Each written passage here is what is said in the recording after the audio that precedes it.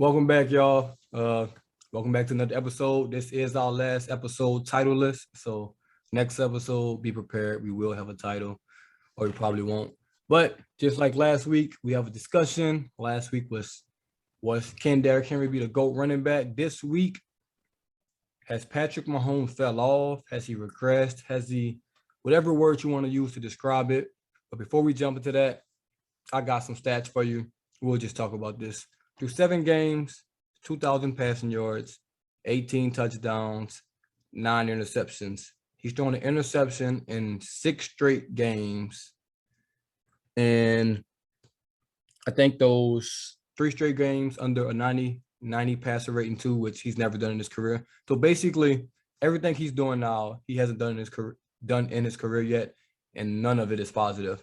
So, actually, in another stat, which I think tells the entire story, he's averaging 7.6 yards per pass attempt, and his career low before that was 8.9, which means teams are keeping everything in front of them, taking that deep ball away. And Dre, I've talked for too long. You can take it away. All right. So have teams figured out Patrick Mahomes? I don't necessarily think teams have figured out Patrick Mahomes. I think it's almost like the Lamar Jackson type of thing where people are like, oh, have people figured out Lamar Jackson?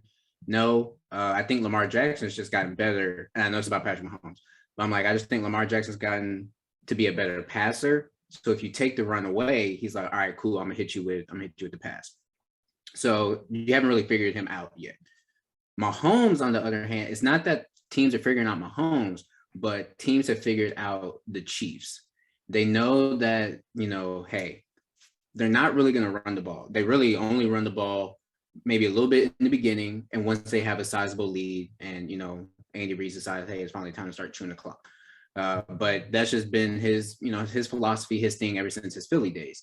Mm-hmm. And outside of that, so then, all right, we've got to stop Travis Kelce and we've got to stop Tyreek Hill. With Tyreek Hill, he's a speed demon. Outside anybody, he's probably the fastest person in the entire league. So you got to keep 2 safeties deep, and I mean deep, and you can't get deep. So yeah, if he, catches it underneath, cool. He catches it underneath, but we're not going to be on Sports Center or Undisputed or whatever, on a highlight reel or anything like that. And with Travis Kelce, teams are, if they have a linebacker on him, depending on, the Chiefs formation, whatever, they'll have a linebacker on him, and the linebacker, not the corner, but the linebacker will have safety help over the top. And if they do put a corner on him, depending on if he's on the same size Tyreek, they'll have, safety help as well. So, it's all depending. But I think people just figured out the Chiefs offense. Mahomes has to now figure out who is he as a quarterback. Like, we all know, he can sling it down the field. He can do all these crazy things, everything. When everything is great, everything's going good. Now, and this isn't like when things are going bad. For him, when things are going bad, there was like 1 or 2 drives throughout a game. But this is like a stretch of games that's going bad. So now Mahomes needs to figure out, hey, my defense is the worst defense in the league, especially against the pass. So I can't be trying to do all these, deep passes, quick scores, and then get my defense right back out there because they're going to give up points. And we got to come right back out here. So he's got to find the short stuff. Teams are now realizing he's not as confident, as you could say, in his other receivers, maybe like, Pringle and Hardman and Robinson and all of them. It's almost like Aaron Rodgers with the Packers. And we'll probably talk about this game later, but, what are the Packers going to do this Thursday? Devontae Adams and I believe Ryan Lazard just went on the COVID list today. Mm-hmm. So is Aaron Rodgers, what's he like without Devontae Adams? So these teams are like, take away those 2 and force Mahomes to throw to these other guys. And Mahomes isn't doing that. He's still trying to force it to Hill. He's still trying to force it to Kelce. All 9 of those interceptions aren't on him, though. I agree with Mama Holmes. Yeah, Mama he got some drops in there. Yeah, Tyreek. I believe Tyreek had 2 in the Washington game. He had one in I forgot what game it was. It was early in the year. Same type thing. He dropped it, interception and things like that. And then Kelce ran the wrong route. I believe it was the Chargers game when Kelce, because Kelce usually has a bunch of option routes. He and Mahomes are always on the same page.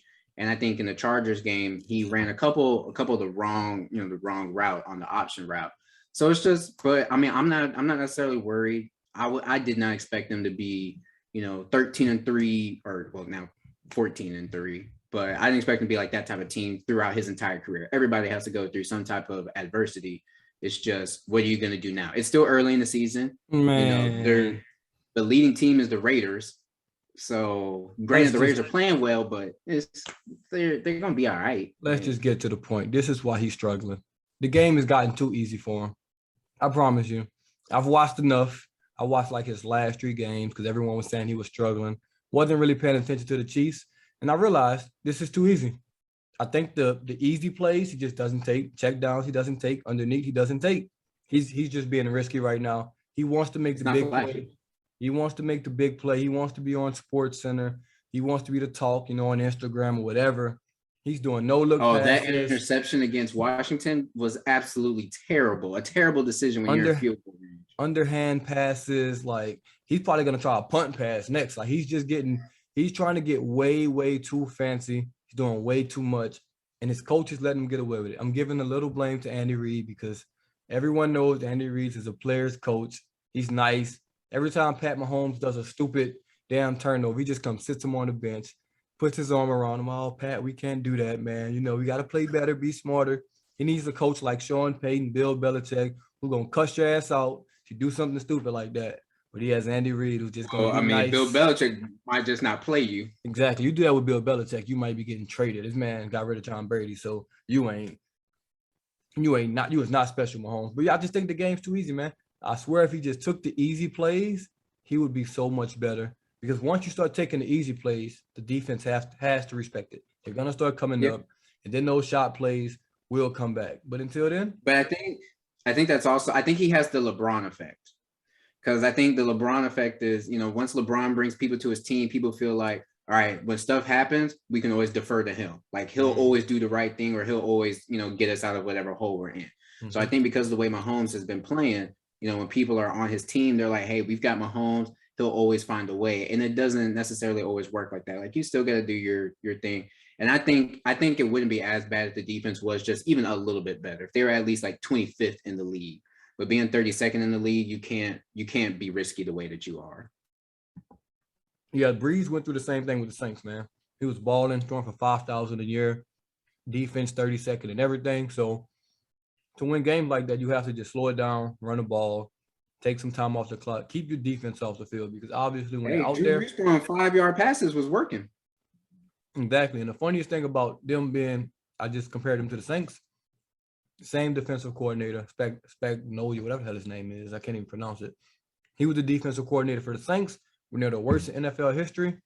And now the Chiefs are on pace to be the worst in NFL history. And same DC, but he said his defense is proven. So, hey, enough of the Chiefs. Enough of those Super Bowls. Do you think he'll turn it around this year before we leave him? Yeah, I think he'll turn it around. I don't think it'll be an entire. Now, I'm not saying they're going to win the Super Bowl or anything like that, but I think his play will turn around. I do too, but right now it's looking real bad. Since we're talking about bad quarterbacks, I guess we can bring up Tom Brady. I hate that dude because he's balling. But anyway, the Tom Brady threw for his 600 touchdown or whatever the hell he did, because I don't watch them and I don't care. But the big news out of that is the fan, Mike Evans, who's not a smart receiver, as we can tell, gave the ball away to a fan. I don't know why he did that. They had to get the ball back. They gave the fan all of these things. I don't remember off the top of my head. I just saw one Bitcoin. I think $1,000. I believe it was a Bitcoin, $1,000 from the team stadium store, 2 signed jerseys, and a signed football, and then 2 season tickets for the rest of this season and next season, I do believe. Yes, it's a lot of good stuff right there. And you posed the question before we got on here. You could just react it actually.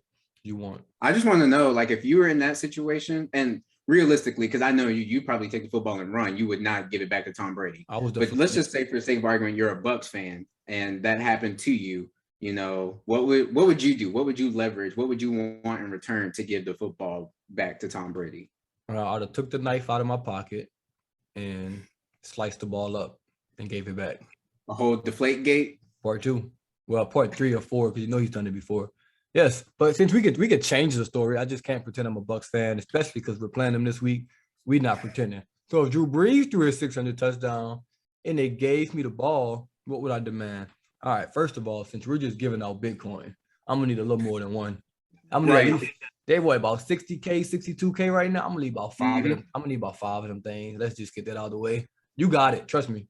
I've seen every contract you signed with the Saints. You got it, my brother. Give me 5 Bitcoin. I need season tickets for life. I'm like, we're going for it all. This is you want this. This is going to Canton. This is accomplishment. And hey, it's mine. I'm sure once I get it, I don't know the rules, but I'm sure that football is mine. So I'm being greedy. Like it's like Right. catching a Barry Bonds record home run ball. I want it all. I Mm. want it all. Yep. I want season tickets and for the rest of my life, just for me. I don't need 2, 3, 4, just for me. I need to come to every game I want. And that's just that. You can squeeze somebody in one seat forever. You'll be okay. You can build a new seat in if you need to. And they have to be 50-yard Exactly. line. They have to be great seats. So you can put me in a box. Hey. I mean, it's a 600 touchdown ball. But I mean, I'll obviously give it back. You know, let me come. I need some signed stuff too. Everybody got to sign some stuff. Everybody. But Something to resell. honestly, the money isn't the issue. Actually, I'll let you go and I'll tell you what I really, really want. But let me let you get some words in. For me, whatever Philadelphia Eagles quarterback in the future in 2055 You can ends use up throwing $2, for buddy. 600 touchdowns. Basically, I'm kind of along the same way. I definitely want season tickets. But Philly's kind of cold, so I might want those box seats. Like put me up in the suite, so that way when it gets a little bit colder, I can be up there, in the heat and the warmth and whatnot. Because we're not a normal team that goes to the Super Bowl, whenever the Eagles go to the Super Bowl, I Amen. need 2 tickets. I'm in there. Like two tickets straight up. I need it. So, and that's something you don't have to do every year. So, hey, you just need to remember, hey, we're in the Super Bowl. We got to get this guy and 2 tickets.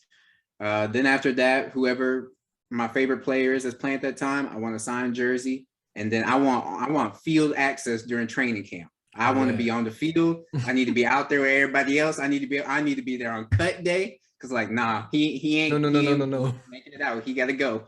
Like, so I just want to basically be a part owner. That's how it's gonna be. Give me 0.1% of this team. And what's And funny, that's how it's gonna go. it's not along the lines of what I wanted, but what I really want is you can take all of that back except the Bitcoin. I need that. You ain't taking that back. You can take everything else back, and we can make a deal.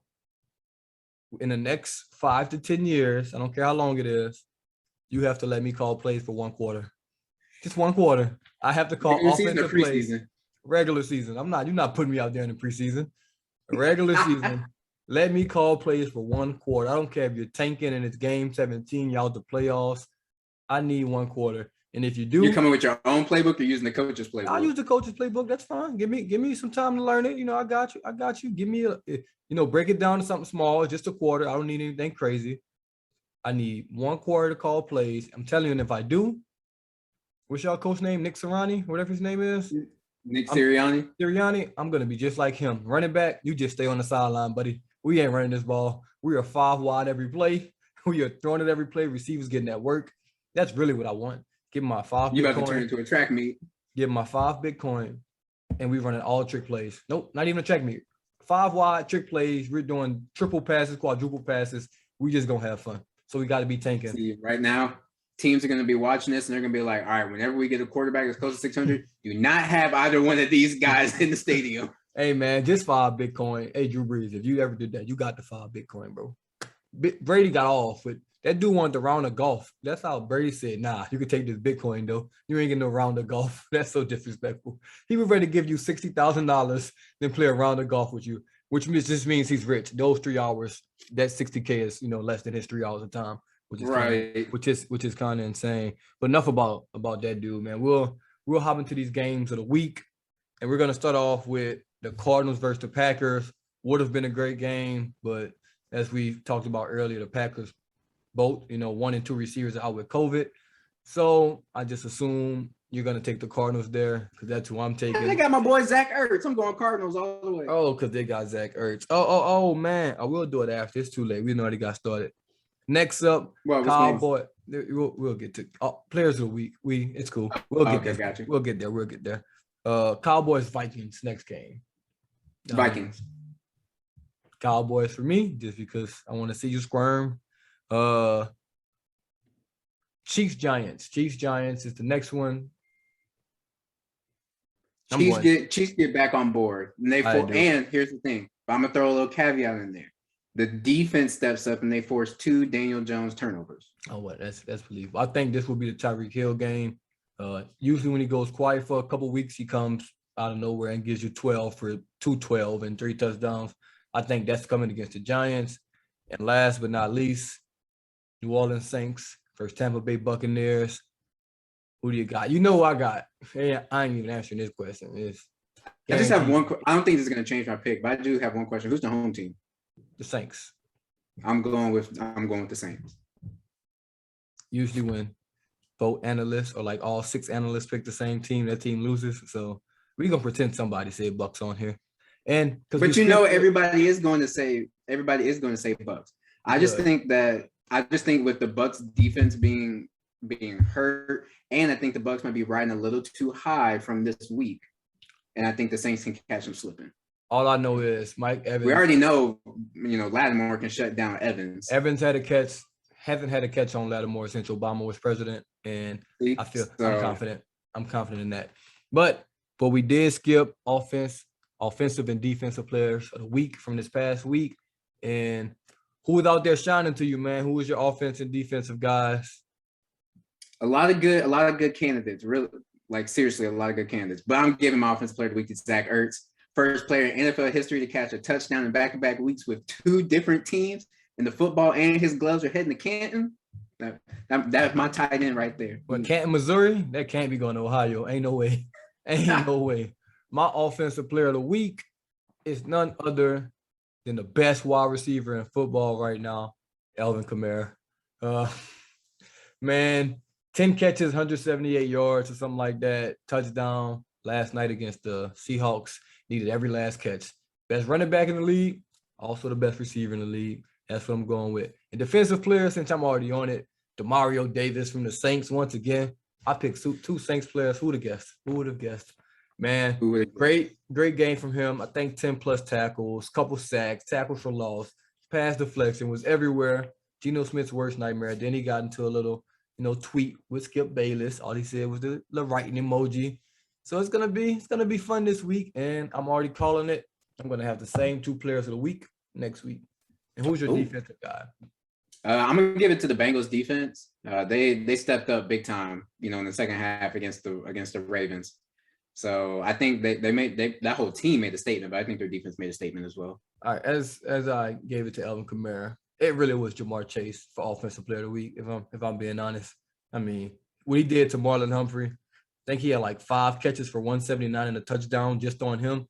That's really the player of the week. And that man is breaking every single rookie receiving record this year. They called him a bust in the preseason. Crazy how that works. But I think that's it for this week, man. Next week, we'll see y'all once again. This the Boot Tragedies, and we are out. Deuces. Peace.